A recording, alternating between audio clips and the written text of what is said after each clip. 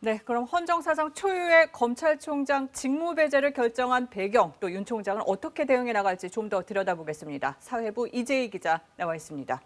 이 기자, 추 장관과 윤 총장의 갈등 결국 이런 초강수로 이어졌네요.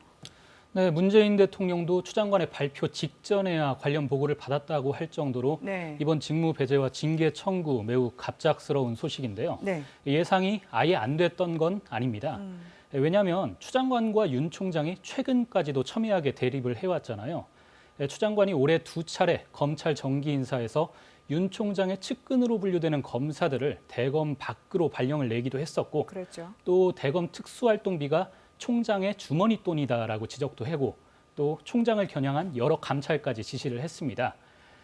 채널A 전 기자 강요미수 사건을 시작으로 올해 들어서만 6개 사건 수사에서 총장을 수사해서 배제하는 내용의 수사 지휘권을 발동하기까지 했었잖아요. 윤 총장 역시 강경 반응을 이어왔는데 네. 채널A 사건 땐 장관 수사 지휘의 적절성을 논의하기 위한 전국 검사장 회의를 소집하기도 했었고요. 최근 국정감사에서도 총장은 장관의 부하가 아니다. 그리고 추 장관 취임 뒤부터 노골적인 인사가 이루어졌다. 이런 작심 발언들을 쏟아냈었거든요. 네. 1년 내내 이어진 이 두 사람의 극한 갈등이 총장 직무 배제라는 초강수로 이어졌다는 그런 분석이 나오고 있습니다. 네.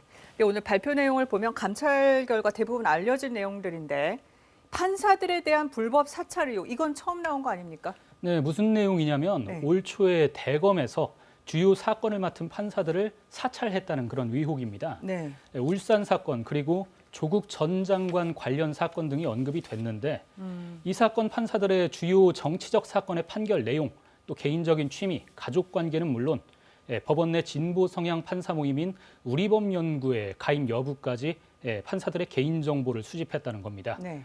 이를 대검 수사정보정책관실에서 보고서로 만들어 총장에게 보고를 했고 윤 총장은 이를 반부패부에 전달하도록 지시를 했다. 그런데 이런 것들이 애초에 수사정보정책관실에서 해서는 안 되는 일이었다. 뭐 그런 내용입니다. 네.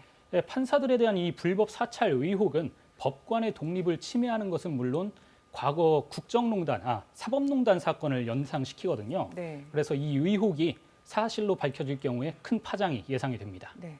추 장관은 또 윤 총장의 다른 비위 혐의도 계속 확인을 하겠다 이렇게 얘기를 했어요. 근데 지금 중앙지검에서 윤 총장 가족 관련 수사가 진행 중인데 관련이 있는 겁니까?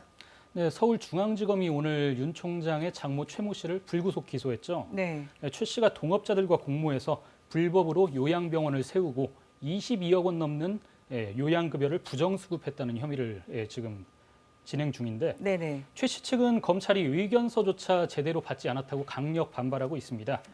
2015년에 경찰 수사 당시에 같은 혐의에 대해서 최 씨는 입건조차 되지 않았었거든요. 그런데 네. 검찰이 이번에 정반대 결론을 내놓은 건데 서울중앙지검은 이 밖에도 윤 총장 부인 김건희 씨 관련 의혹도 수사 중이라고 밝혔습니다. 이처럼 윤 총장 주변인이 연루된 여러 사건들 수사가 진행 중인 점도 이번 직무배제 결정에 영향을 준 것으로 보입니다. 네.